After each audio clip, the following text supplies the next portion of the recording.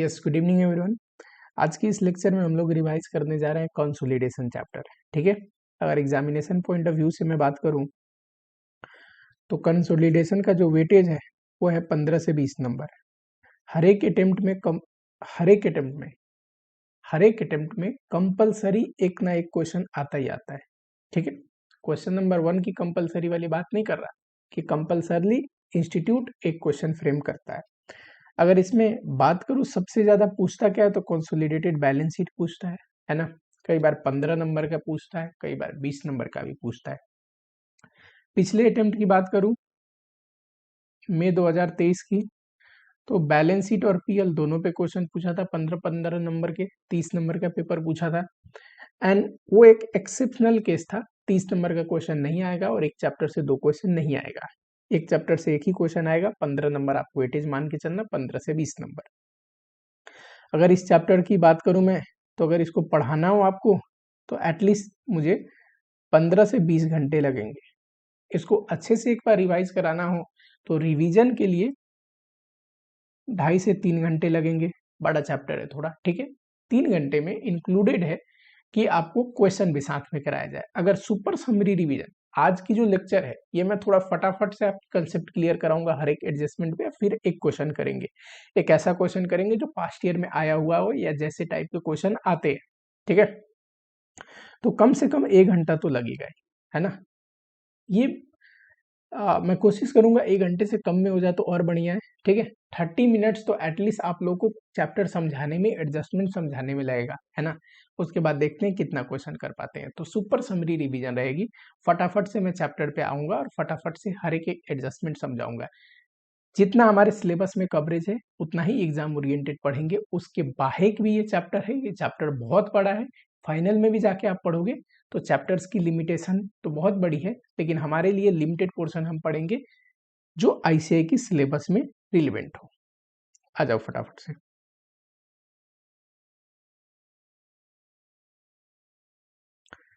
सबसे पहले देखते हैं लीगल रिक्वायरमेंट, थोड़ी बेसिक समझ लो। कंपनी एक्ट का सेक्शन 129 है ना, ये डील करता है financial statement of a company. इस सेक्शन का नाम है, देखो किसी भी कंपनी का फाइनेंशियल स्टेटमेंट बनता है ना, उसमें हम कंपनी एक्ट का जो प्रोविजन है उसको फॉलो करके बनाते हैं। एंड कंपनी एक्ट में ही लिखा है कि फाइनेंशियल स्टेटमेंट बनेगा एक तो शेड्यूल 3 को ध्यान में रख के, और साथ ही में जो भी रिलेवेंट एएस है, या फिर अगर एएस नहीं इंड एएस अप्लाई होता है तो इंड एएस को ध्यान में रखते हुए। ठीक, पर किसी कंपनी को, यहाँ पे मान लेते हैं एक कंपनी एच लिमिटेड, इसकी एक सब्सिडरी है एस लिमिटेड, 80% स्टेक है, मैंने एक एग्जाम्पल ले लिया। इसी सेक्शन 129 में लिखा हुआ है कि अगर कोई भी कंपनी के पास एक या एक से ज्यादा सब्सिडरी या एसोसिएट है तो उस कंपनी को अपना स्टैंड अलोन फाइनेंशियल स्टेटमेंट तो बनानी ही है। अपना फाइनेंशियल स्टेटमेंट तो बनानी है, साथ में एक और चीज बनानी है, क्या? Consolidated financial statement. यानी कि एच लिमिटेड का अपना एक फाइनेंशियल स्टेटमेंट तो बनाएगा कि एच लिमिटेड के परफॉर्मेंस पता चले, है ना। साथ ही में एच लिमिटेड प्लस उसकी जो सब्सिडरी है एस लिमिटेड, उसका भी फाइनेंशियल स्टेटमेंट इनकॉर्पोरेट करके कंसोलिडेटेड फाइनेंशियल स्टेटमेंट बनाएगा। ये प्रोविजन कहाँ पे लिखा है? Section 129 of company act. अब जब कंपनी एक्ट में लिखा है तो हमें बनानी तो पड़ेगी। तो जिन भी कंपनी का एसोसिएट या सब्सिडरी कंपनी होती है उनको कंसोलिडेटेड फाइनेंशियल स्टेटमेंट बनाना पड़ता है। चलो, अब कंसोलिडेटेड फाइनेंशियल स्टेटमेंट की बात करें तो फाइनेंशियल स्टेटमेंट में होता है PL, profit and loss statement हो गया, बैलेंस शीट हो गया, नोट्स टू अकाउंट हो गया, कैश फ्लो स्टेटमेंट हो गया। लेकिन हमारे सिलेबस में सिर्फ पीएल एंड बैलेंस शीट, ये 2 चीजें।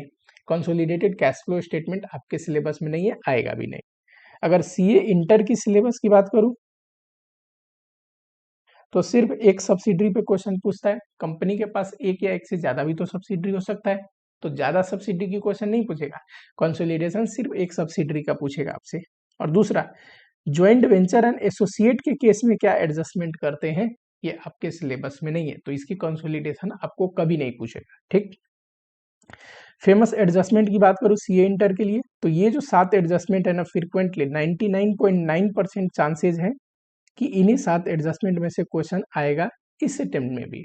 क्योंकि पास्ट के जितने भी क्वेश्चन देखोगे जो सीए इंटर में आए हुए हैं, इन्हीं एडजस्टमेंट को उठा के आते रहते हैं। ठीक, 3-4 इनमें से एडजस्टमेंट में से आना है, जिसमें से ये आते ही रहता है, ये आते रहता है। डिविडेंड बोनस कई बार दोनों आते हैं, कई बार एक आते हैं। ठीक, कई बार ये नहीं आते तो रिवैल्यूएशन आता है, इस पे एक अलग से क्वेश्चन फ्रेम किया जा सकता है डिफरेंट अकाउंटिंग पॉलिसी पे।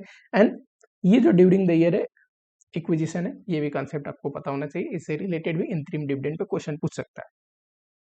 चलो, क्वेश्चन बनाने से पहले और चैप्टर की एडजस्टमेंट जानने से पहले, ये एडजस्टमेंट तो ठीक है, थोड़ी सी बेसिक अंडरस्टैंडिंग लेते हैं। इस बेसिक अंडरस्टैंडिंग में मैं शेड्यूल 3 नहीं बताऊंगा, क्योंकि शेड्यूल 3 के अनुसार बैलेंस शीट बनाना आपको बखूबी आता है, आपने चैप्टर पढ़ी होगी, तो शेड्यूल 3 का फॉर्मेट आपको ध्यान रखना है। ये तो एमलगमेशन में भी आप पढ़ते हैं, है ना, कंसोलिडेशन में भी पढ़ते हैं। And detail notes to account आपके सिलेबस में है नहीं। अगर आप क्वेश्चन बनाओगे तो संभव ही नहीं है कि लिमिटेड टाइम में सारे एडजस्टमेंट करके बैलेंस शीट के साथ साथ डिटेल नोट्स टू अकाउंट, तो लिमिटेड नोट्स टू अकाउंट आप बना सकते हैं। ठीक, चलो, अब यहाँ पे हमारा एग्जाम्पल कंटिन्यू रहेगा कि एक एच लिमिटेड है जो कि होल्डिंग कंपनी है, इसकी सब्सिडरी एस लिमिटेड है। सिर्फ एक सब्सिडी का एग्जाम्पल ले रहा हूँ क्योंकि हमारे सिलेबस में वही है। एंड 80% स्टेक एस लिमिटेड का है एस लिमिटेड में। ठीक है, क्योंकि कंट्रोल होगा तभी तो सब्सिडरी होगी, है ना। चलो, यहाँ पे आ जाओ।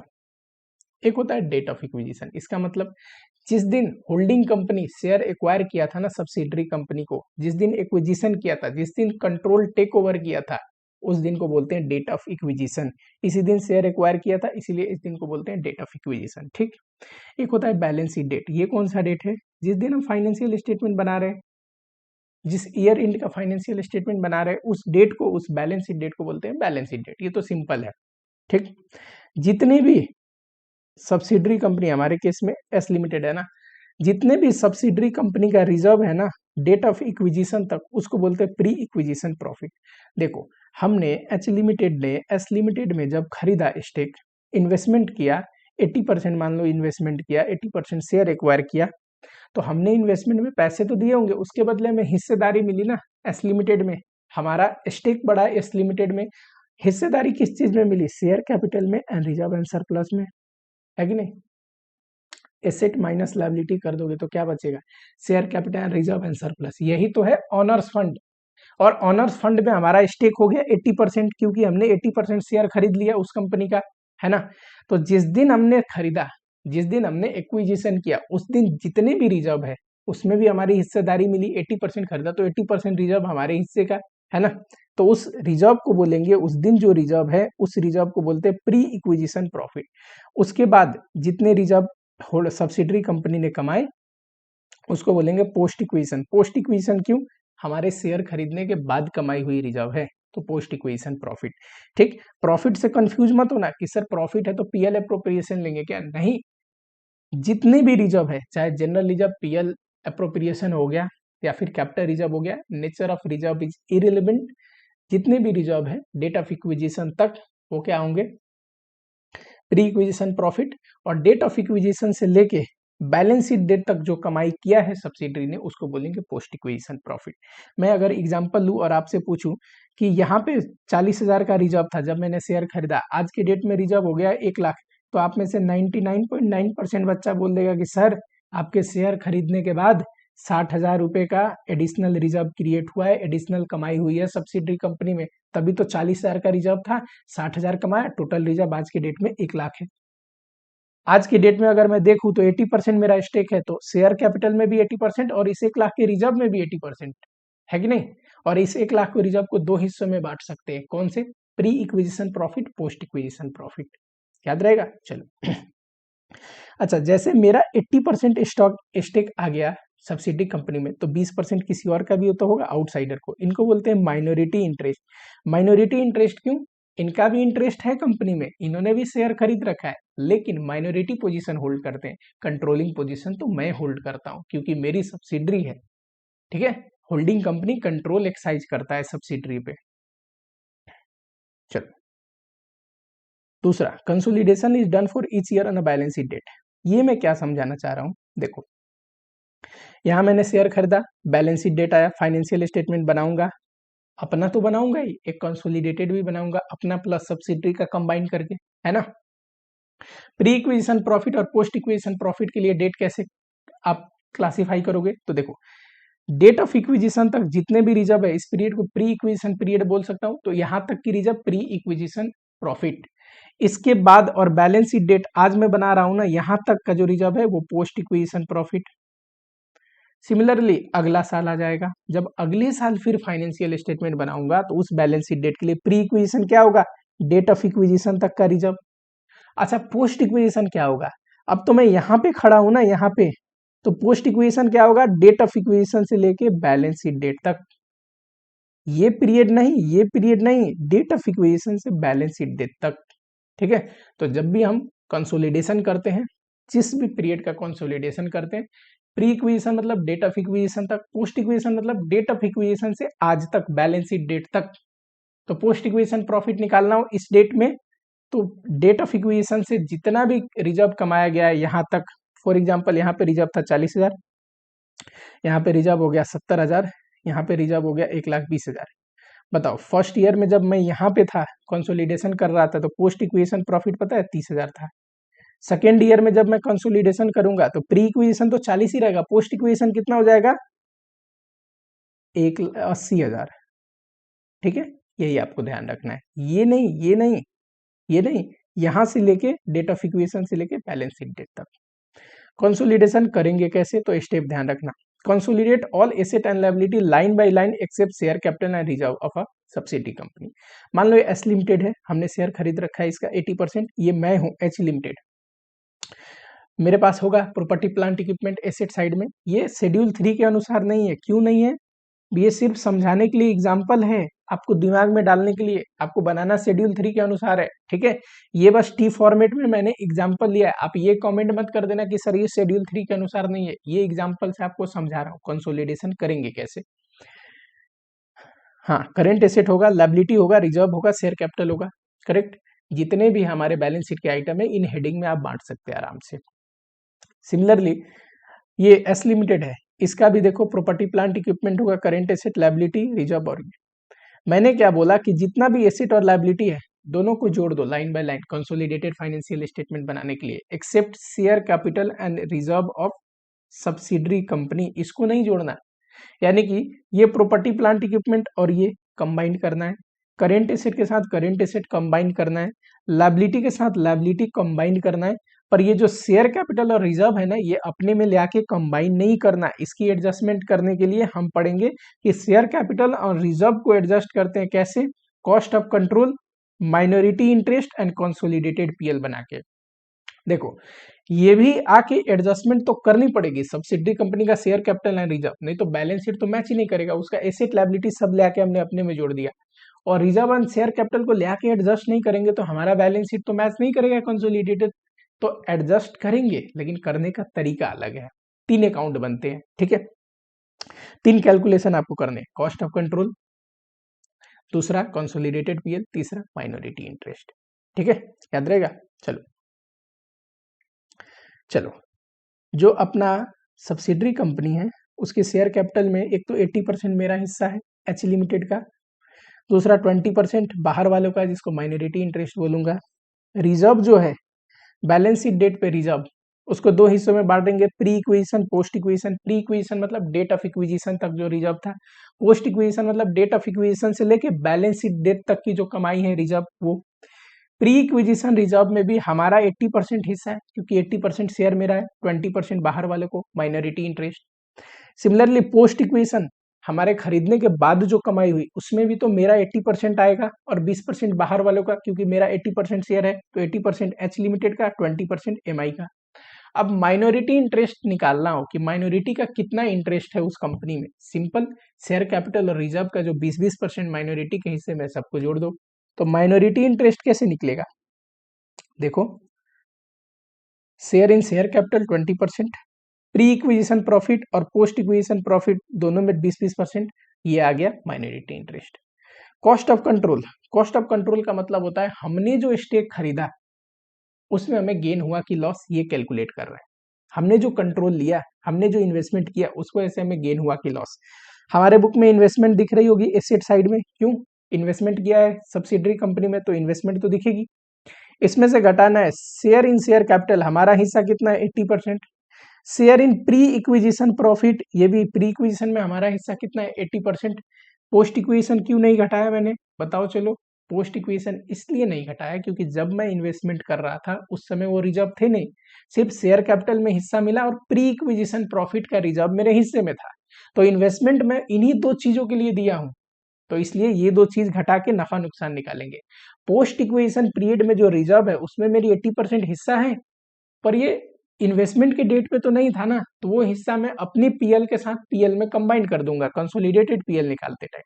ठीक, अगर ये पॉजिटिव आता है तो यानी कि हमने ज्यादा पे किया, गुडविल की वजह से ज्यादा पे किया। निगेटिव आता है यानी कि कैपिटल रिजर्व हमें प्रॉफिट हो गया, इन्वेस्टमेंट में गेन हो गया, ठीक है, हमने ज्यादा का स्टेक लिया कम ही पैसे देके, तो कैपिटल रिजर्व, ठीक है, रिजर्व एंड सरप्लस हेडिंग में जाएगा।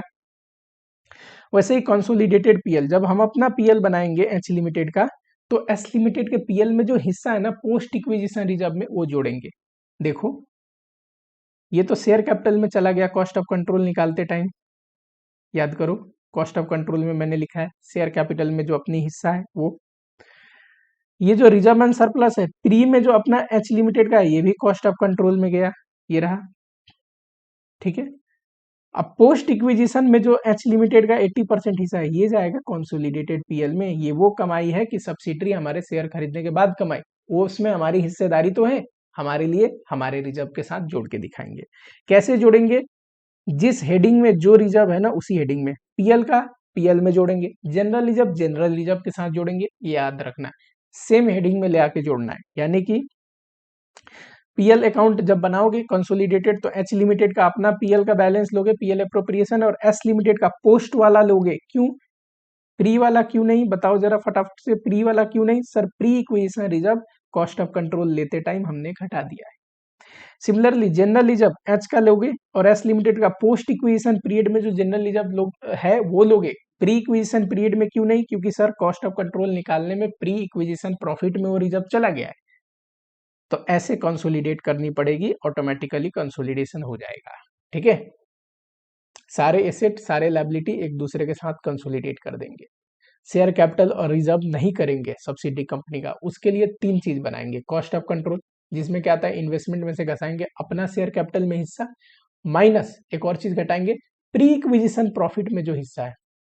दूसरा कंसोलिडेटेड पीएल, कंसोलिडेटेड पीएल का मतलब होता है कंसोलिडेटेड रिजर्व एंड सरप्लस का मतलब होता है अपना रिजर्व प्लस उसके पोस्ट इक्विजिशन पीरियड में जो रिजर्व है वो अपने हिस्से का, जिस हेडिंग में जो रिजर्व है उसी हेडिंग में जोड़ेंगे। पीएल का बैलेंस अगर पोस्ट इक्विजिशन में है तो अपने पीएल के साथ जोड़ेंगे, जनरल रिजर्व का बैलेंस है पोस्ट इक्विजिशन में, अपने जनरल रिजर्व के साथ जोड़ेंगे। ठीक, अच्छा, चाहे प्री इक्विजिशन प्रॉफिट में हो पोस्ट इक्विजिशन प्रॉफिट में हो, 20% किसी और का भी तो है, तो वो माइनॉरिटी इंटरेस्ट में जाएगा, प्लस शेयर कैपिटल में भी तो 20% किसी और का है, वो भी माइनॉरिटी इंटरेस्ट में जाएगा, ये मैंने यहाँ पे बताया। ठीक है, ये करने के बाद 100% आपका बैलेंस शीट का आइटम तो कंप्लीट हो गया। अब आते हैं एडजस्टमेंट पे। कोई म्यूचुअल बैलेंस हुआ तो क्या करेंगे सर, म्यूचुअल बैलेंस होता है, मान लीजिए एस लिमिटेड है और एच लिमिटेड है, ठीक है, एस लिमिटेड को देने हैं या लेने हैं, कोई भी एग्जांपल ले लो, मान लो एच लिमिटेड के बुक में ये एस लिमिटेड डेटर है, ठीक है 30,000, और वही 30,000 एस लिमिटेड के बुक में एच लिमिटेड क्रेडिटर है। तो जब हम कंसोलिडेटेड बना रहे हैं तो म्यूचुअल डेटर एंड क्रेडिटर को क्या करेंगे, कैंसिल कर देंगे। अच्छा, बैलेंस अगर मैच नहीं कर रहा तो है तो दोनों का ही, पर एक के बुक में 30,000 है, इसके बुक में 20,000 है क्रेडिटर, और कह रहा है म्यूचुअल बैलेंस है, तो देखो cash in hand cash in transit दिखानी पड़ेगी, कैंसिल तो पूरी ही करनी पड़ेगी। क्यों, ये ऐसे हो सकता है कि मैं इसलिए दिखा रहा हूं मुझे 30,000 लेने हैं, कि हो सकता है मुझे 30,000 लेने तो थे पर उसने 10,000 शायद भेज दिया हो और मेरे बुक में भी इनकॉर्पोरेट ना हुआ हो, मुझे नहीं मिला हो, तो कैश इन ट्रांजिट दिखानी पड़ेगी। क्यों, उसने 10,000 भेज दिया हो तभी तो वो 20,000 दिखा रहा है मेरा अकाउंट, मेरे अकाउंट में बता रहा है कि 30,000 लेने हैं उससे, है ना, तो ये तब हो सकता है जब कैश इन ट्रांजिट हो। अच्छा, म्यूचुअल बैलेंस नहीं है, थर्ड पार्टी बैलेंस है, तो मिनिमम बैलेंस कैंसिल करेंगे। इसका एक एग्जांपल देता हूं। फॉर एग्जांपल, जैसे कि मान लो मुझे तुम एस एच लिमिटेड को 30,000 लेने थे, एस लिमिटेड को देने थे, फॉर एग्जांपल BRBP क्रिएटेड है, लेकिन मैं कुछ बिल्स रिसीवेबल अपने ट्रेड क्रेडिटर को दे आया, तो जितना बिल्स रिसीवेबल दे आया ना, जितना इंडोर्स हो गया ना, वो छोड़ के बचा हुआ सिर्फ कैंसिल करेंगे। सिमिलरली मान लो मुझे ए लिमिटेड से लेने हैं, एस को ए लिमिटेड को देने हैं, तो ये भी म्यूचुअल बैलेंस में कंसीडर होगा, लेकिन ये थर्ड पार्टी म्यूचुअल बैलेंस है, तो जितना कॉमन है ना, मिनिमम है ना, उतना ही। मान लो मुझे 50,000 लेने थे और इसको सिर्फ 30,000 देने थे, तो 30,000 कैंसिल करनी पड़ेगी। ठीक है। अनरियलाइज प्रॉफिट या स्टॉक रिजर्व, कई बार देखो एच लिमिटेड और एस लिमिटेड, हमारे लिए होल्डिंग क्या है एच लिमिटेड और सब्सिडी क्या है एस लिमिटेड, में इंटर सेल परचेज होता है। अब होगा क्या, मान लो मैं अपनी सब्सिडरी को बेचूंगा तो प्रॉफिट चार्ज करके ही बेचूंगा, है ना। अब प्रॉफिट चार्ज करके तो बेचा, तो उसके क्लोजिंग स्टॉक में अगर वो स्टॉक है तो उसमें मेरा प्रॉफिट चार्ज हो रखा है। जब मैं कंसोलिडेशन बना रहा हूं तो अपने स्टॉक के साथ उसका स्टॉक लाके जोड़ रहा हूं। अब देखो आयरनी कैसी है कि मैं अपने स्टॉक के साथ उसका स्टॉक जोड़ तो रहा हूँ कंसोलिडेटेड फाइनेंशियल स्टेटमेंट में, लेकिन वो स्टॉक उसके लिए जरूर कॉस्ट पे होगा पर मेरे लिए कॉस्ट पे नहीं है। क्यों? मेरे लिए तो क्या है कि मैंने एक प्रॉफिट चार्ज कर रखा है बेचते टाइम, वो प्रॉफिट ऑलरेडी इंक्लूड है जो कि मुझे निकालना चाहिए। इसके दो केस हो सकते हैं। अगर होल्डिंग कंपनी सब्सिडरी को बेचे, अब मान लो सब्सिडरी के स्टॉक है 1 लाख जिसमें प्रॉफिट ऑलरेडी जुड़ा हुआ है, जिसको अनरियलाइज प्रॉफिट बोल सकते हो, स्टॉक रिजर्व बोल सकते हो 10,000 का, तो क्या करेंगे कंसोलिडेशन के टाइम में स्टॉक से तो 10,000 स्टॉक रिजर्व घटाएंगे ही, साथ ही में कंसोलिडेटेड पीएल जब बनाएगा, एच लिमिटेड अपना पीएल बनाएगा या कंसोलिडेटेड रिजर्व एंड सरप्लस बनाएगा, तो वहां 10,000 का जो अनरियलाइज प्रॉफिट है वो घटाएगा। उल्टा केस लेते हैं, अगर सब्सिडरी ने होल्डिंग को सेल किया और वहां पे 10,000 प्रॉफिट है, तो वो प्रॉफिट कमाया किसने? सब्सिडरी ने बेचा है ना, सब्सिडरी के पीएल में वो प्रॉफिट हो रखा है। और सब्सिडरी का पीएल बढ़ता किस में? होल्डिंग में भी बढ़ता है और 20% माइनॉरिटी इंटरेस्ट में भी जाता है, याद करो। तो अगर उसने प्रॉफिट कमा रखे हैं तो स्टॉक में तो घटाएंगे ही। स्टॉक निकालते टाइम हम क्या लेंगे? एच का भी स्टॉक लेंगे और एस का भी स्टॉक लेंगे, और जो भी आएगा उसमें से स्टॉक रिजर्व घटा देंगे, ये जो 10,000 है। लेकिन पूरा का पूरा स्टॉक रिजर्व कंसोलिडेटेड पीएल से नहीं घटाएंगे एच लिमिटेड के। क्यों? उसके हिस्से में तो सिर्फ वो प्रॉफिट है ना चार्ज हो रखे जो उसके हिस्से का रिजर्व है। तो जो रेस्पेक्टिव शेयर है ना, जैसे मैंने 80% खरीद रखा है स्टेक, तो 80% अनरियलाइज प्रॉफिट मैं अपने कंसोलिडेटेड पीएल से घटाऊंगा और 20% जो एमआई का हिस्से का है, क्यों? सब्सिडरी ने जब बेचा होगा तो उसके रिजर्व में तो हम दोनों का हिस्सा है ना, मेरा भी हिस्सा है प्लस बाहर वाले माइनॉरिटी इंटरेस्ट का भी हिस्सा है, तो 20% उसका, उसके निकालते टाइम जब माइनॉरिटी इंटरेस्ट निकालेंगे उस समय घटाएंगे। याद रहेगा, क्वेश्चन करेंगे ऑटोमेटिकली समझ में आ जाएगा। डिविडेंड, डिविडेंड में दो केस हो सकते हैं जो आपके लेवल पे पूछे, एक तो फाइनल डिविडेंड, दूसरा इंतरिम डिविडेंड। इसमें भी आज तक सिर्फ आपको अगर फुल फ्लेज क्वेश्चन की बात करूं तो फाइनल डिविडेंड पूछता है। फाइनल डिविडेंड में भी एक रिस्ट्रिक्टेड एजम्पशन के साथ पूछता है। चलो थोड़ा सा समझाता हूं। फाइनल डिविडेंड में एज्यूम आपको क्या करना है, तो एज्यूम आपको करना है हमेशा, जब तक कि क्वेश्चन अदरवाइज ना बोले, कि dividend paid in current year is that for last year. इस साल जो डिविडेंड पे हो रहा है ना, मान लो ये डेट ऑफ इक्विजिशन है जो कि साल की शुरुआत है, ये बैलेंस शीट डेट है, ये जो डिविडेंड पे हुआ है ये लास्ट ईयर का डिविडेंड है। आपको पता होनी चाहिए पिछले साल की जो कमाई है, जब कमाई हो जाती है, साल खत्म हो जाता है, बाद में बोर्ड अनाउंस करता है डिविडेंड। कमाई पिछले साल के लिए होती है, डिविडेंड मिलता अगले साल है। ठीक है, तो dividend paid in current year is that of last year, पिछले साल की कमाई का डिविडेंड इस साल दे रहा है। दूसरा, dividend is not proposed in last year. Proposed हुआ होगा तो आपको खुद ही पता चल जाएगा बैलेंस शीट को देख के, पर बैलेंस शीट में नहीं दिया होगा तो आप यही मानेंगे कि डिविडेंड लास्ट ईयर प्रपोज्ड नहीं हुआ था। ये दो एजम्पशन आपको लेके चलनी है। ठीक है, अब एक एग्जांपल लेते हैं। फॉर एग्जांपल, मान लो डेट ऑफ इक्विजिशन में से रिजर्व था, रिजर्व एंड सरप्लस 40,000, एंड में था 1 लाख। ठीक है, तो ऐसे आपसे पूछूंगा प्री इक्विजिशन प्रॉफिट बताओ, तो आप इजीली बोल सकते हो सर 40,000। डेट ऑफ इक्विजिशन तक जो रिजर्व होता है वो प्री इक्विजिशन, और पोस्ट इक्विजिशन पूछूंगा तो आप बोलोगे सर यहाँ से यहाँ तक की कमाई 40,000 पहले से था, 60,000 बाद में कमाया होगा, ये पोस्ट इक्विजिशन प्रॉफिट है ना। यहाँ पे छोटा सा एक ट्विस्ट है पोस्ट इक्विजिशन में, ध्यान रखना।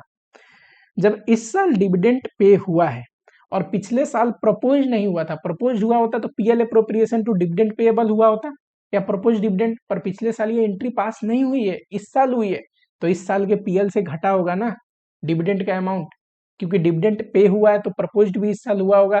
PL appropriation to dividend payable to bank, है ना। तो सब्सिडरी कंपनी के पीएल अप्रोप्रिएशन या रिजर्व से डिविडेंड घटा होगा, प्लस बैंक से भी घटा होगा। तो हम क्या करेंगे, रिजर्व निकालने के लिए सबसे पहले add dividend amount to closing PL. ये जो 20,000 डिविडेंड है ये पीएल में जोड़ दो, कि डिविडेंड ना पे हुआ होता तो पता है 1,20,000 का रिजर्व रहता। तो इस साल की जो कमाई है ना वो पता है कितना है, इस साल की कमाई 80,000 है पोस्ट इक्विजिशन प्रॉफिट। क्यों? अरे डिविडेंड को इग्नोर करो, पहले डिविडेंड पे होने से रिजर्व घट गया, डिविडेंड को अमाउंट जोड़ो रिजर्व में और देखो कितना रिजर्व है। रियल में कमाई तो ये हुई है ना। तो पहला स्टेप आपको क्या करना है, एड टू क्लोजिंग पीएल। दूसरा step calculate post acquisition profit, मैंने निकाल दिया। थर्ड स्टेप करना है deduct dividend from pre acquisition profit, और डिविडेंड का अमाउंट है ना वो यहाँ से घटा दो प्री इक्विजिशन प्रॉफिट से। तो 40,000 में से 20,000 घटाओगे 20,000 आएगा। तो आपका जो प्री इक्विजिशन प्रॉफिट है ये आया जो आपको बांटने हैं, पोस्ट इक्विजिशन जो बांटने हैं वो ये आया। डिविडेंड प्री इक्विजिशन प्रॉफिट से क्यों घटाया हमने बताइए। अरे जब आपने यहाँ पे खरीदा और 40,000 रिजर्व था, डिविडेंड पे लास्ट ईयर के लिए हुआ है तो लास्ट ईयर तक जो रिजर्व है उसी में से तो घटाओगे। इस साल की कमाई जो 80,000 है इससे डिविडेंड पे नहीं हुआ है। डिविडेंड क्या, इस साल की कमाई से जो डिविडेंड पे होता है उसको बोलते हैं इंतरिम डिविडेंड, जो करेंट ईयर की ही कमाई से पे होता है ड्यूरिंग द ईयर। पिछले साल की कमाई से पिछले साल की डिविडेंड पे हुई है ना वो है फाइनल डिविडेंड। याद रखोगे, सिर्फ 3 स्टेप, क्लोजिंग पीएल में जोड़ो डिविडेंड का अमाउंट, फिर पोस्ट निकालो, closing PL minus date of acquisition का रिजर्व, पोस्ट निकलने के बाद डिविडेंड घटा दो प्री इक्विजिशन प्रॉफिट से। अब जो प्री और पोस्ट आया इसको बांट दो। अच्छा इंतरिम डिविडेंड होता तो क्या करते, इंतरिम डिविडेंड होता तो क्या करते, क्लोजिंग पीएल में जोड़ते, पोस्ट प्री निकालते और पोस्ट इक्विजिशन प्रॉफिट से घटाते। बताओ क्यों? क्योंकि सर ये तो डिविडेंड इसी साल की कमाई से पे हो रही है ना, और इस साल की कमाई है, इसके तो आप बोल रहे हो पोस्ट इक्विजिशन प्रॉफिट। अच्छा अगर लास्ट ईयर प्रपोज्ड हो गई होती तो ये वाली स्टेप भी नहीं करते जो क्लोजिंग पीएल में जोड़ के पोस्ट निकाल रहे हैं, क्योंकि लास्ट ईयर की पीएल से प्रपोज हो चुका होता, ऑलरेडी घट चुका होता इससे, है कि नहीं। तो ये स्टेप करना नहीं पड़ता आपको। खैर ये क्वेश्चन आपसे नहीं पूछेगा, चलो समझ में आया। एक और चीज याद रखना, जब भी डिविडेंड मिलता है, अब सब्सिडरी कंपनी से डिविडेंड मिला होल्डिंग कंपनी को, ठीक है, प्री इक्विजिशन डिविडेंड है ना, ये मैंने अभी आपको पढ़ाया, लास्ट ईयर का डिविडेंड है, हमारे शेयर खरीदने से पहले की कमाई का डिविडेंड है, तो प्री इक्विजिशन डिविडेंड बोलेंगे। प्री इक्विजिशन डिविडेंड का हमने AS 13 में पढ़ा है इन्वेस्टमेंट अकाउंट में, pre acquisition dividend is a recovery of cost. इसको क्या करते हैं, इन्वेस्टमेंट अकाउंट से घटाते हैं। हम मान के चलते हैं जो बैलेंस शीट डेट है ना उस डेट पे ये एंट्री होल्डिंग ने भी कर लिया होगा, लेकिन कई बार बोलता है अगर नहीं करा होता तो हम एंट्री करते, है ना, bank account debit to investment account करते। ठीक, बैंक में भी पैसे लाता प्लस इन्वेस्टमेंट से घटती भी। लेकिन याद रखना, अगर क्वेश्चन कहता है कि एंट्री तो किया है होल्डिंग ने, गलत एंट्री कर लिया है, इन्वेस्टमेंट से ना घटा के एंट्री क्या गलत कर लिया है, इन्वेस्टमेंट से ना घटा के पीएल में भेज दिया। अब ये तो गलत हो गया ना, घटाना था इन्वेस्टमेंट से। तो कॉस्ट ऑफ कंट्रोल बनाते टाइम ये जो इन्वेस्टमेंट का अमाउंट आप लिखते हो ना कॉस्ट ऑफ कंट्रोल बनाते टाइम, यहाँ पे इन्वेस्टमेंट सबसे पहले इसको ठीक करना पड़ेगा, इसमें से आपको डिविडेंड घटानी पड़ेगी।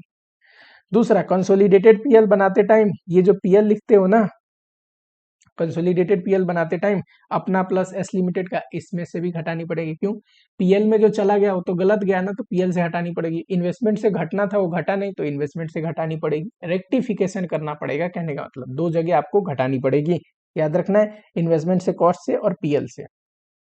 इससे ज्यादा डिविडेंड से रिलेटेड एडजस्टमेंट किसी भी हाल में आईपीसी लेवल पे नहीं पूछेगा, सॉरी सीए इंटर लेवल पे नहीं पूछेगा। सिमिलरली बोनस, बोनस जब मिलता है ना, मान लो ये डेट ऑफ इक्विजिशन है, बैलेंस शीट डेट है, साल के बीच में कहीं बोनस मिला, बोनस भी पीछे के रिजर्व के लिए ही मिलता है ना। भले ही बोनस मिला आपको इस साल है, बोनस एक्यूमुलेटेड रिजर्व से मिलता है, पहले जो कमाई हो चुकी है ना उस कमाई को कैपिटलाइज कर रहे हैं बोनस के रूप में। ट्रीटमेंट कैसे करना है, जैसे डिविडेंड का ट्रीटमेंट किया वैसे करना है।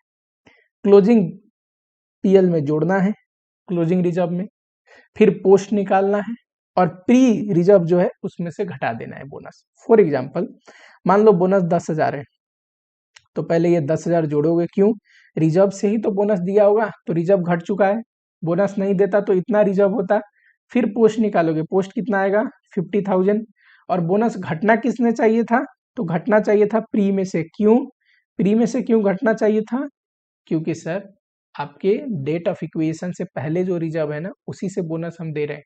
आपने शेयर लेट खरीदा है, इससे पहले जो रिजर्व है ना इसी में से बोनस मिल रहा है, भले ही मिल रहा है इस साल, पर ये बोनस किस रिजर्व से मिल रहा है, पहले जो कमाई हुई है। ठीक है, याद रखोगे। आउट ऑफ पास्ट रिजर्व दिया जाता है, ट्रीटमेंट जैसे डिविडेंड का सिखाया था वैसे।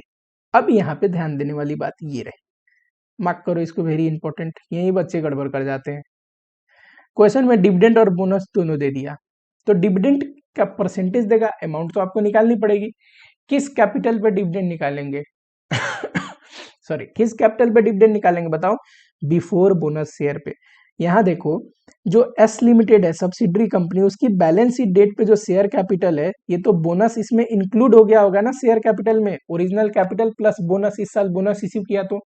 लेकिन डिविडेंड जो दे रहे हैं, डिविडेंड तो दे रहे हैं पिछले साल के लिए, डिविडेंड भी देते हैं, इस साल जो डिविडेंड देते हैं वो पिछले साल के लिए देते हैं। तो बोनस वाले शेयर पे डिविडेंड नहीं मिलता, तो बोनस हटाने के बाद जो शेयर है उस पे डिविडेंड मिलेगा, क्योंकि पिछले साल ये बोनस शेयर तो थे ही नहीं। सिर्फ इंतरिम डिविडेंड बोनस शेयर पे मिलता है, याद रखोगे। Interim dividend right share bonus share दोनों पे दिया जाता है, लेकिन करंट ईयर में राइट शेयर इश्यू हुआ है, करंट ईयर में बोनस शेयर इश्यू हुआ है, इस पे फाइनल डिविडेंड नहीं मिलता। डिविडेंड जब प्रपोज हुआ था ये शेयर नहीं थे, डिविडेंड पिछले साल के लिए दे रहे हैं, तो पिछले साल के शेयर पे देना पड़ेगा। तो एक्स बोनस यानी कि बोनस ना होने बिफोर बोनस जो शेयर थे उस पे आपको देना पड़ेगा, ध्यान रखना ये बात। अभी कराऊंगा क्वेश्चन तो वहां पे आएगा। रिवैल्यूएशन, कई बार डेट ऑफ इक्विजिशन पे एसेट एंड लायबिलिटी की रिवैल्यूएशन करी जाती है। ठीक, for example date of acquisition पे प्लांट एंड मशीनरी था कितना 40,000, हमने कहा कि ये सही वैल्यूएशन नहीं हो रहा, कि एक अरसे से सिंपल हिस्टोरिकल मेथड से कर रहे हैं, पर इसकी वैल्यूएशन अलग होनी चाहिए, और हमने रिवैल्यूड करके कर दिया 1,00,000। ठीक है, ये प्रॉफिट आया 60,000। रिवैल्यूएशन प्रॉफिट हमेशा याद रखना प्री इक्विजिशन प्रॉफिट में जाता है। क्यों, अरे रिवैल्यूएशन कर ही रहे हैं डेट ऑफ इक्विजिशन पे, जिस दिन हम शेयर खरीद रहे हैं, तो उस दिन जो रिजर्व होगा उसी में तो जुड़ेगा, उसी को बोलते हैं प्री इक्विजिशन प्रॉफिट, है ना। पर अगर आपने रिवैल्यूएशन कर दी तो एसेट का तो दाम बढ़ गया ना, दाम बढ़ गया तो डेप्शन भी ज्यादा आएगा। पहले मान लो 10% के रेट से कितना डेप्शन आता था 4,000, अब 10% के रेट से कितना डेप्शन आएगा 10,000, कितना एडिशनल डेप्शन हो गया 6,000। तो 6,000 आगे से डेप्शन एडिशनल भी तो लगेगा, तो ये पोस्ट इक्विजिशन प्रॉफिट से आप घटाओगे। तो यहाँ पे एग्जांपल देखो, एक मान लो डेट ऑफ इक्विजिशन पे प्रॉफिट ये है, इसको बोलते हैं प्री इक्विजिशन, और अंत में ये है, ये जो कमाई हुई ना इसको बोलते हैं पोस्ट इक्विजिशन। मैंने क्या बोला कि रिवैल्यूएशन से जो प्रॉफिट हुआ है 60,000 वो प्री इक्विजिशन में जोड़ोगे तो ये 160 हो जाएगा प्री इक्विजिशन प्रॉफिट। अब ये बांटोगे प्री इक्विजिशन प्रॉफिट, और जो एडिशनल डेप्शन है 6,000 ये कहाँ घटाओगे, ये पोस्ट इक्विजिशन में से, तो ये 74,000 हो जाएगा। ठीक, और ये पोस्ट इक्विजिशन प्रॉफिट बांटोगे। पोस्ट इक्विजिशन प्रॉफिट कहाँ कहाँ जाता है, कंसोलिडेटेड पीएल एमआई में। प्री इक्विजिशन प्रॉफिट कहाँ कहाँ जाता है, कॉस्ट ऑफ कंट्रोल निकालते टाइम और एमआई में। Revaluation profit is a pre acquisition profit, deduct extra depreciation from post acquisition profit. ये क्या है, जब बैलेंस शीट बनाएंगे तो एसेट की वैल्यू, जब प्लांट एंड मशीनरी निकालेंगे, प्लांट एंड मशीनरी, तो हम पता है प्लांट एंड मशीनरी में एच लिमिटेड और एस लिमिटेड दोनों का प्लांट एंड मशीनरी जोड़ते हैं, पर एस लिमिटेड का तो रीवैल्यू हो गया, तो किस वैल्यू पे लेंगे, डब्ल्यूडीबी पे लेंगे क्या, नहीं, रिवैल्यूएशन ऐड करने के बाद। कई बार रिवैल्यूएशन नीचे डाउनवर्ड भी होता है, तो लेस करने के बाद डिवैल्यूएशन भी हो सकता है, उसमें कोई दिक्कत नहीं। ठीक, उस केस में डेप्रिसिएशन एडिशनल लगेगा नहीं, डेप्रिसिएशन सेव होगा, है ना। चलो, तो रिवैल्यूड वैल्यू में से एक्स्ट्रा जो डेप्शन है, एडिशनल डेप्शन है, वो घटाने के बाद, यहां अगर आपने ये ध्यान नहीं दिया बैलेंस शीट में तो बैलेंस शीट मैच नहीं करेगा, ध्यान रखना। ठीक, 3 step, revaluation profit pre equation में जोड़ देंगे, एडिशनल डेप्शन जो भी आएगा पोस्ट इक्वेशन से घटाएंगे, अगर डेप्शन सेव हो रहा है तो घटेगा नहीं, जुड़ेगा पोस्ट इक्वेशन में। एंड बैलेंस शीट में रिवैल्यूड वैल्यू पे लेंगे एसेट को माइनस एक्स्ट्रा डेप्शन करने के बाद। चलो, इसके बेसिस पे हम क्वेश्चन तो बना सकते हैं, ये 2 एडजस्टमेंट थोड़ी देर में देखते हैं। एक बढ़िया सा क्वेश्चन है आपके स्टडी मटेरियल में, क्वेश्चन नंबर 5। इस क्वेश्चन में एडजस्टमेंट है, और एडजस्टमेंट बोनस का भी है, डिविडेंड का भी है, रिवैल्यूएशन नहीं है, पर म्यूचुअल बैलेंस भी है, स्टॉक रिजर्व भी है, ऐसे टाइप का क्वेश्चन आता है। रिवैल्यूएशन का देखना, जो मैंने समझा है बहुत निहायत ही आसान है। आओ जरा फटाक से, ये बैलेंस शीट है एच लिमिटेड और उसकी सब्सिडरी एस लिमिटेड का, ठीक है। बैलेंस शीट हमको दिया हुआ है, ये नोट्स टू अकाउंट दिया है, ठीक है। ये क्या बोल रहा है, also provide you, H limited purchase किया इतना शेयर, ठीक है, 1,80,000 31 मार्च X1 को, when the balance in reserve and PL is this much. ये क्या है, प्री एक्विजिशन प्रॉफिट।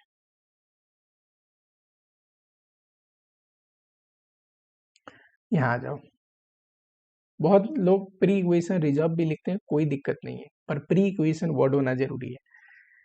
हमारा डेट ऑफ इक्विजिशन एक है यहाँ पे, ये है बैलेंस शीट डेट, ये क्या है 31/3 X1, ठीक है, और ये 1/4 X1 X0, ठीक है, जिस दिन हमने शेयर एक्वायर किया। शेयर हमने एक्वायर किया है 1,80,000 और टोटल शेयर पता है कितना है, चलो वो तो देख लेंगे, कोई दिक्कत नहीं। अन एक और छोटा सा चीज मैं बताना चाहता हूँ आप लोगों को, कि जो हमने बोनस कहाँ पे पढ़ा है, ये रहा बोनस। जब भी बोनस शेयर होता है ना, उसके बाद हमें क्या करना होता है, रिवाइज्ड होल्डिंग निकालनी होती है, कि बोनस के बाद हमारी होल्डिंग, परसेंटेज होल्डिंग कितनी है, क्योंकि परसेंटेज होल्डिंग अनुसार ही तो सब चीज बटेगा शेयर कैपिटल और रिजर्व में। लेकिन इसमें होगा क्या, कि जब भी आप रिवाइज होल्डिंग निकालेंगे, ओरिजिनल होल्डिंग जितना ही आएगा, क्योंकि बोनस सिर्फ आपको नहीं मिला, माइनॉरिटी इंटरेस्ट वालों को भी मिला और सेम ही रेशियो में मिला।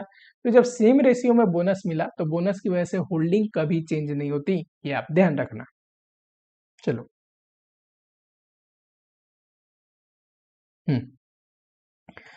यहाँ पे जनरल रिजर्व है 3,000 लाख सारा फिगर, और पीएल है 1,200 लाख। ये क्या है, प्री इक्विजिशन है। फिलहाल तो मैंने यही पढ़ा है कि डेट ऑफ इक्विजिशन में जो भी रिजर्व होता है उसको प्री इक्विजिशन बोलते हैं। 1 अप्रैल X0 को, सारा क्वेश्चन X0 में है, कोई दिक्कत नहीं।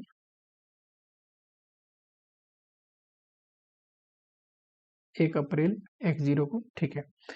डिक्लेयर 20% डिविडेंड, ठीक है, डिविडेंड 20%, हमेशा याद रखना डिविडेंड किस पे मिलता है, शेयर कैपिटल पे, नॉमिनल फेस वैल्यू पे, ठीक है। और डिविडेंड जो एच लिमिटेड को मिला वो क्रेडिट कर दिया अपने पीएल में, ये तो गलत किया ना एच लिमिटेड ने। डिविडेंड जब हमें मिलता है तो प्री इक्विजिशन डिविडेंड है, क्यों, क्योंकि पिछले साल के लिए डिविडेंड मिल रहा है, तो हमें क्या करना चाहिए था, इन्वेस्टमेंट से घटानी चाहिए थी, तो रेक्टिफिकेशन भी करनी पड़ेगी। हमारे हिस्से की डिविडेंड हम एक तो इन्वेस्टमेंट से भी घटाएंगे, और पीएल अप्रोप्रिएशन बनाते टाइम, कंसोलिडेटेड रिजर्व बनाते टाइम पीएल से भी घटाएंगे। 1 जनवरी X1 को फुल्ली पेड बोनस हमें इश्यू हुआ 3 फॉर एवरी 5, ठीक है, तो बोनस भी हमें मिला out of it general reserve, कोई दिक्कत नहीं। इसका भी ट्रीटमेंट जैसे मैंने समझाया था ना आपको डिविडेंड में, अभी करके बताता हूँ वैसे ही। ये बिल्स पेएबल है, म्यूचुअल बैलेंस है, बोल रहा है 45 लाख बिल्स पेएबल जो है अभी है हैंड में, बचा हुआ है, इंडोर्स कर दिया, ठीक है, इंडोर्स कर दिया, जितना इंडोर्स कर दिया वो नहीं, अभी जो म्यूचुअल बैलेंस है, थर्ड पार्टी बैलेंस हटाने के बाद 45 लाख इतना हमें कैंसिल करनी पड़ेगी। जब बीआर जोड़ेंगे वहां भी, जब बीपी जोड़ेंगे वहां भी। 31 मार्च को S limited inventory include goods which it has purchase from 100 lakh from H limited, H ने एस को बेचा है, बताओ कितने का, इतने का।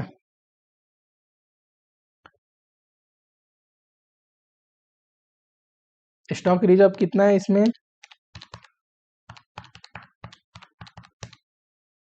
20 लाख, ठीक है। अभी जो 20 लाख स्टॉक रिजर्व है, इसका ट्रीटमेंट बताना, बेचा किसने, एस लिमिटेड ने, तो एक तो स्टॉक में से घटेगी ये, स्टॉक निकालते टाइम स्टॉक रिजर्व, और दूसरा कंसोलिडेटेड पीएल में से पूरा 20 का 20, ये भी 20 का 20। बताओ एमआई में से घटाएंगे क्या, नहीं, एस ने एच को बेचा होता तब एमआई और कंसोलिडेटेड में से उनका शेयर घटाते, लेकिन एच ने बेचा है तो पूरी की पूरी कमाई एच ने करी है, पूरा अनरियलाइज प्रॉफिट एच के पीएल में दिख रहा है, तो एच में से घटा देंगे। चलो अब जरा यहाँ पे आ जाओ, जब भी ये लिखना आप क्लोजिंग बैलेंस भी लिख लेना, तभी तो क्लोजिंग से कंपेयर करके, क्लोजिंग से कंपेयर करके आप प्री इक्विजिशन और पोस्ट इक्विजिशन पता करोगे। चलो आप क्लोजिंग देखो, जनरल रिजर्व है 13 से 80 एंड पीएल का बैलेंस है 16 से 20। जनरल रिजर्व है 13 से 80, पीएल का बैलेंस है 16 से 20। चलो ये सारे मैं क्या कर रहा हूं, वर्किंग। जरा वर्किंग नोट नंबर 2 में देखना। अभी जो अपना शेयर कैपिटल है एस लिमिटेड का, वो कितना है, वो है 4800। ये जो 4800 शेयर कैपिटल है, साल में बोनस भी दिया था, आफ्टर बोनस है। मैंने आपको बताया था ये डेट ऑफ इक्विजिशन है और ये बैलेंस शीट डेट है। अगर बीच में बोनस आया होगा, बोनस, तो यहाँ पे जो शेयर कैपिटल है उसमें बोनस तो ऑलरेडी जुड़ा होगा क्योंकि बोनस मिली थी। ठीक है, बोनस कितना मिला था, जिनके पास 5 शेयर है ना, उनको 3 और मिला था बोनस में, तो 8 शेयर हो गए थे। तो अब बिफोर बोनस अगर निकालना हो, अगर या फिर बोनस निकालना हो, फॉर एग्जाम्पल बोनस कितने अमाउंट का दिया गया था, तो 4800, ये अगर 8 है तो बोनस 3 था ना, 3 कितना बताना।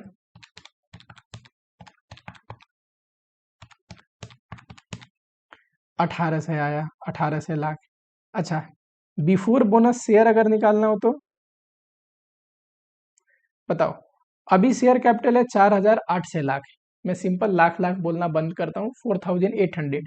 इसमें बोनस है 1800, तो बिफोर बोनस पता है शेयर कैपिटल था इतना, 3000।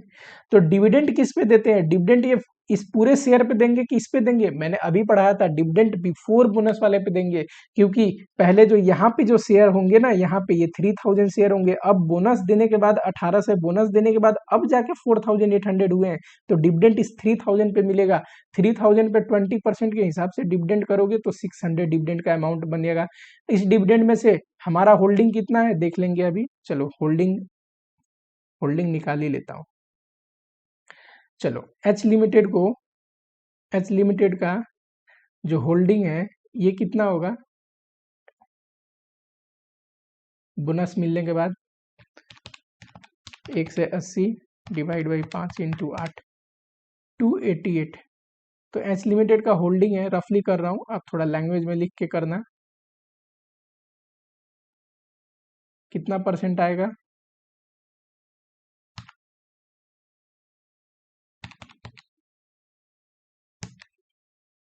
एक जीरो यहाँ पे कैंसिल करो, क्यों, क्योंकि नंबर ऑफ शेयर मैंने लिया है और नीचे अमाउंट कर दिया, तो नंबर ऑफ शेयर तो इतना है, ये आया 60%। एच लिमिटेड का 60% डिविडेंट आएगा 3 से 60। ये तो एच लिमिटेड के हिस्से में मिला, जो कि इसने गलत ट्रीटमेंट कर दी, इन्वेस्टमेंट अकाउंट से ना घटा के क्या कर दिया, पीएल में भेज दिया। एमआई को कितना डिविडेंड मिलेगा, बचा हुआ जो 40% डिविडेंड है वो किसको मिलेगा, ये तो मिलेगा एमआई को। ठीक है, एमआई ने भी अपनी डिविडेंड इनकॉर्पोरेट कर लिया होगा, हमने भी अपनी डिविडेंड इनकॉर्पोरेट कर लिया है, बस करा क्या है, गलत कर लिया है। ठीक है, हम एमआई की बुक बना ही नहीं रहे, हम सिर्फ अपनी बुक बना रहे हैं, तो अपने बुक में क्या दिक्कत है ये ध्यान देंगे। ठीक, चलो 6 से ये डिविडेंड हो गया। हाँ जी, मैंने आपको क्या पढ़ाया था, अच्छा ये वर्किंग नीचे लेके आ जाता हूँ कि आपके लिए आसान हो जाए।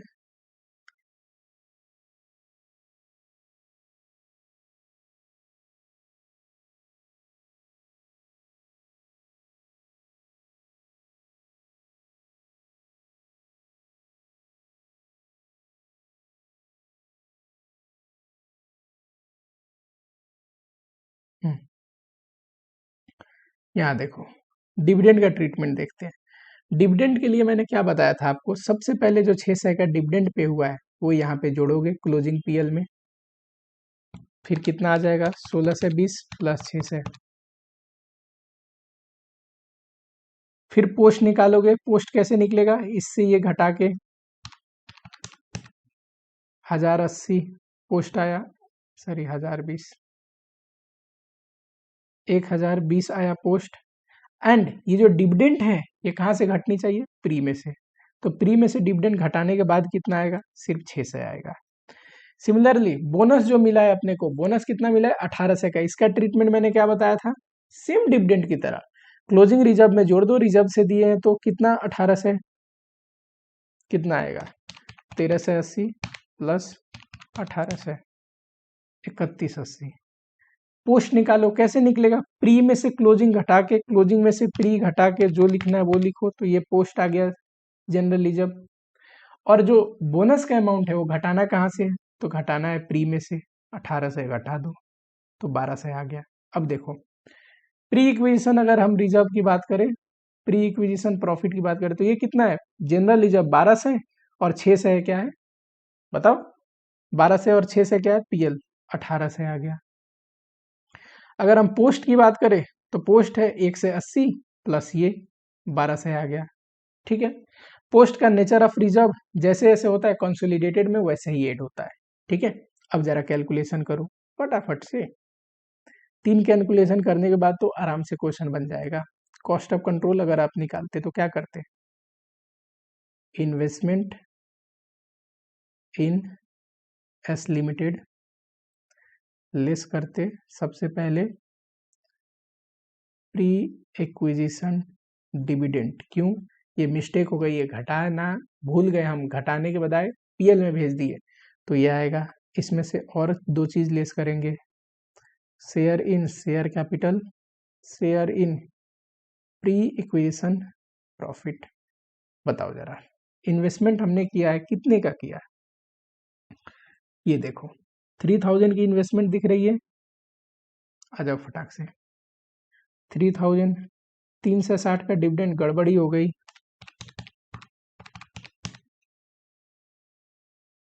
शेयर कैपिटल में अपनी हिस्सा कितना है? 4800 इंटू 0.6 60%, 2880। और प्री इक्विजिशन प्रॉफिट कितना है बताना? अभी मैंने बताया यहाँ पे प्री इक्विजिशन प्रॉफिट, अभी मैंने बताया यहाँ पे 18। कैसे? ये 12 जनरल रिजर्व और 6 पीएल।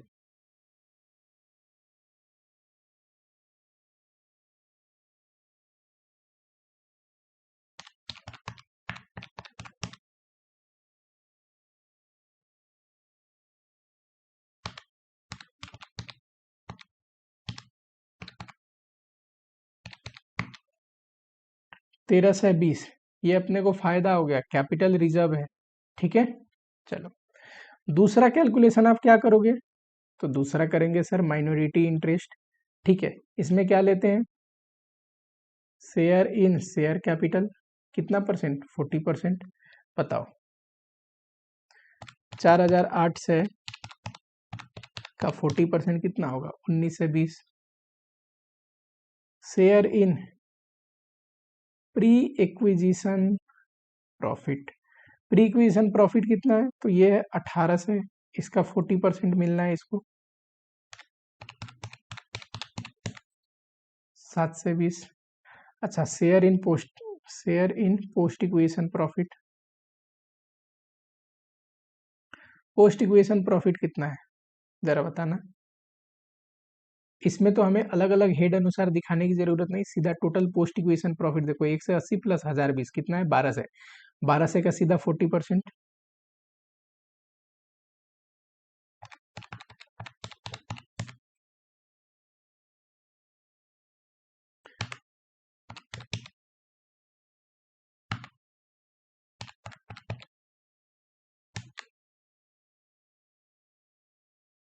थर्ड कंसोलिडेटेड पीएल निकालोगे,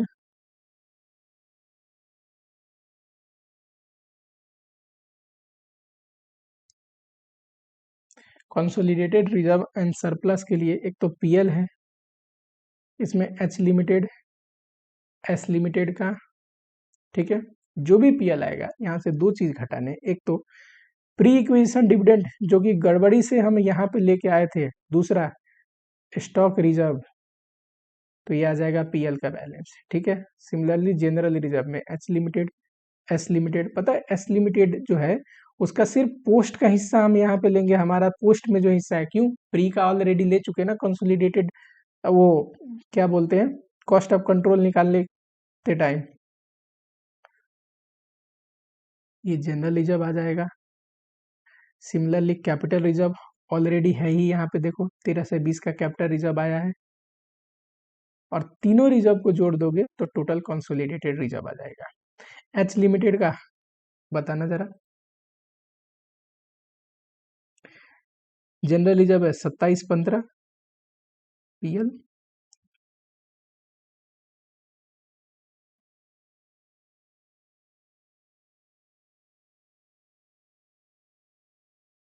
चलो, एस लिमिटेड के पीएल में हमारा हिस्सा कितना है? पोस्ट में पीएल कितना है? 1200, सॉरी 1200 नहीं, ये रहा 1020। बताओ, 1020 है, इसमें 60% अपना है, 6 से 12, 3 से 7 डिविडेंड घटाओगे, 6 से 12 प्लस 27 15 करोगे, 3327 आएगा। 3 से 60 डिविडेंड घटाओगे और स्टॉक रिजर्व 20 घटाओगे।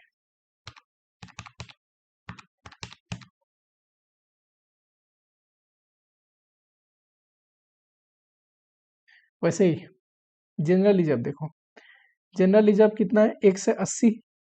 जनरल रिजर्व में जुड़ता है, तो इस 1 से 80 में भी अपना 60% है, 1 से 8 हो जाएगा।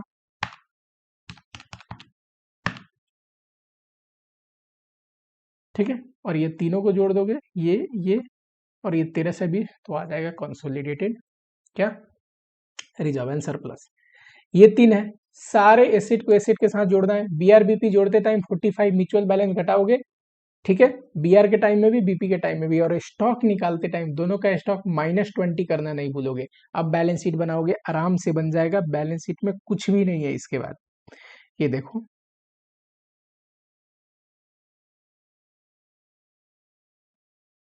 कहाँ होगा इसका सॉल्यूशन, मैं टिक करा देता हूं।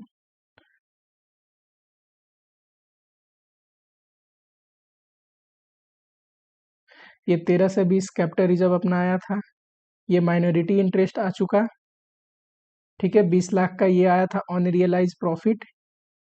उसके बाद जब यहाँ सॉल्यूशन करोगे, बिल्स रिसीवेबल दोनों का जोड़ोगे, म्यूचुअल बैलेंस घटाओगे। सिमिलरली देखो यहाँ पे बिल्स पेबल जोड़ते टाइम म्यूचुअल बैलेंस घटाओगे, इन्वेंट्री कहीं पे होगा, इन्वेंट्री, हाँ, इन्वेंट्री दोनों को जोड़ते टाइम ये स्टॉक रिजर्व घटाओगे,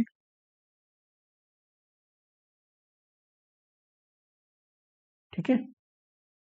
चलो, ये अगर 3 एडजस्टमेंट आपने कर लिया जो मैं बताया, बीआर के टाइम में भी म्यूचुअल बैलेंस घटाना, बीपी के टाइम में भी और स्टॉक रिजर्व में भी, और जो हमने तो बना ही लिया पूरी वर्किंग, टी फॉर्मेट में रख, ये शेड्यूल 3 के फॉर्मेट में रख देना, आराम से हो जाएगा। इससे ज्यादा एडजस्टमेंट नहीं पूछेगा, 2 और एडजस्टमेंट है, फटाफट से देखो। यूनिफॉर्म अकाउंटिंग पॉलिसी, इसके लिए लॉ कहता है कि जब अकाउंटिंग पॉलिसी अलग हो ना, फॉर एग्जांपल मैं अपनी इन्वेंट्री वैल्यूएशन के लिए फीफो ले सकता हूँ, वो अपनी इन्वेंट्री वैल्यूएशन के लिए डब्ल्यूडीबी, वो अपनी इन्वेंट्री वैल्यूएशन के लिए वेटेड एवरेज ले सकता है। जब भी अकाउंटिंग पॉलिसी अलग हो, किसी भी इनकम को रिकॉग्नाइज करने के लिए, एक्सपेंस को रिकॉग्नाइज करने के लिए, वैल्यूएशन के लिए, तो कंसोलिडेशन करते टाइम सब्सिडरी कंपनी का book, financial statement subsidiary company का सबसे पहले यूनिफॉर्म अकाउंटिंग पॉलिसी अनुसार बनानी पड़ेगी। अगर मैं फीफो को यूज कर रहा हूँ वैल्यूएशन के लिए, तो सब्सिडरी की बुक में भी पहले, सब्सिडरी की फाइनेंशियल स्टेटमेंट में भी पहले फीफो को यूज करके वैल्यूएशन करी जाएगी, उसका इंपैक्ट दिया जाएगा, रीस्टेटेड फाइनेंशियल स्टेटमेंट को हम इनकॉर्पोरेट करेंगे, ठीक है, कंसोलिडेट करेंगे। तो यूनिफॉर्म अकाउंटिंग पॉलिसी होनी चाहिए। जो होल्डिंग का अकाउंटिंग पॉलिसी है, सेमी अकाउंटिंग पॉलिसी को यूज करके सब्सिडरी का बुक बना होना चाहिए। अगर सेम नहीं है तो पहले चेंज करेंगे, ठीक है। चलो, एक क्वेश्चन है इस पे, बड़ा सिंपल क्वेश्चन है। कहता है कि हम तो होल्डिंग कंपनी पूरा एक्सपेंस एक ही बार में राइट ऑफ कर देते हैं एडवर्टीजमेंट का, पर जो सब्सिडरी कंपनी है वो कैरी फॉरवर्ड करके राइट ऑफ करता है। तो यानी कि यूनिफॉर्म करने के लिए उसको भी पूरा राइट ऑफ करना पड़ेगा, तो सबसे पहले एक्सपेंस राइट ऑफ करेंगे, तो पीएल में से जाएगा बैलेंस, ठीक, यानी कि रिवाइज पीएल बनानी पड़ेगी। सिमिलरली क्लोजिंग स्टॉक वैल्यूएशन अगर चेंज है और उस वैल्यूएशन को, मान लो मैं फीफो यूज करता हूँ, डब्ल्यूडीबी, सॉरी क्या बोलते हैं, वेटेड एवरेज, अगर वेटेड एवरेज से फीफो पे कन्वर्ट करने के लिए वैल्यूएशन 20,000 से कम या ज्यादा हो रहा है, तो उसकी वजह से जो इम्पैक्ट आएगा वो भी हमें देखना पड़ेगा, ठीक। साथ ही में वैल्यूएशन करने के बाद जो स्टॉक आएगा उसमें भी चेंजेस आएंगे, तो ये चीज आपको ध्यान रखना। एक क्वेश्चन है, आराम से देखोगे हो जाएगा। याद रखना कि जो भी यूनिफॉर्म अकाउंटिंग पॉलिसी नहीं है, पहले सब्सिडरी की जो फाइनेंशियल स्टेटमेंट है यूनिफॉर्म अकाउंटिंग पॉलिसी पे बनाएंगे, उसके बाद ही कंसोलिडेशन बनता है। एक share acquisition during the period, जरा ये देखना, मान लो मैक्सिमम क्वेश्चन तो आपने आपके बुक में यही है कि साल की शुरुआत में शेयर खरीदा, डेट ऑफ इक्वेशन यहाँ पे, साल के अंत में बैलेंस शीट। अगर साल के बीच में शेयर खरीदा हो तो कंसोलिडेशन तो तब भी होगा, क्योंकि बैलेंस शीट डेट में आपकी सब्सिडरी है, लेकिन प्री प्रॉफिट कैसे और पोस्ट इक्वेशन प्रॉफिट कैसे निकालेंगे। फॉर एग्जांपल, साल के स्टार्टिंग का जो रिजर्व है वो आपको दिया है 40, अंत का जो रिजर्व है वो भी दिया है 1 लाख। तो ड्यूरिंग द ईयर कितनी कमाई हुई होगी? 60,000।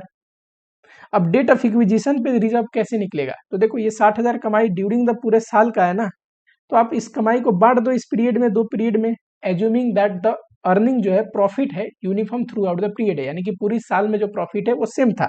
तो अगर इसको बांटेंगे टाइम अनुसार तो 4 मंथ में कितना 20,000 आएगा इसका हिस्सा, एंड 8 मंथ में 40,000 आएगा हिस्सा। अब बताओ जरा, यहाँ पे रिजर्व पूछूंगा तो 40 तो था ही स्टार्टिंग में, प्लस 20 कमाई हो गई, 60,000 आया प्री। अच्छा पोस्ट में रिजर्व पूछूंगा तो इस पीरियड में अभी तो हमने निकाला 40,000 आया पोस्ट। तो 1 लाख जो रिजर्व है ऐसे बटेगा 60,000 और 40,000, और प्री और पोस्ट बांट दो। प्री का कहाँ पे ले जाना है, पोस्ट इक्वेशन प्रॉफिट को कहाँ पे ले जाना है, अभी आपने सीखा। मेनली आपको ध्यान रखना है सारी एडजस्टमेंट सही होनी चाहिए, cost of control, MI, consolidated reserve and surplus सही बनना चाहिए। इसके बावजूद क्वेश्चन मिस्टेक को ऐसा नहीं मानता मैं। कंसोलिडेटेड पीएल की बात करोगे लाइन बाय लाइन, एक तो शेड्यूल 3 अनुसार पीएल आपको बनानी है, ठीक। शेड्यूल 3 का पीएल बहुत ही आसान है, नोट्स आपको बहुत डिटेल में बनानी ही नहीं है ना।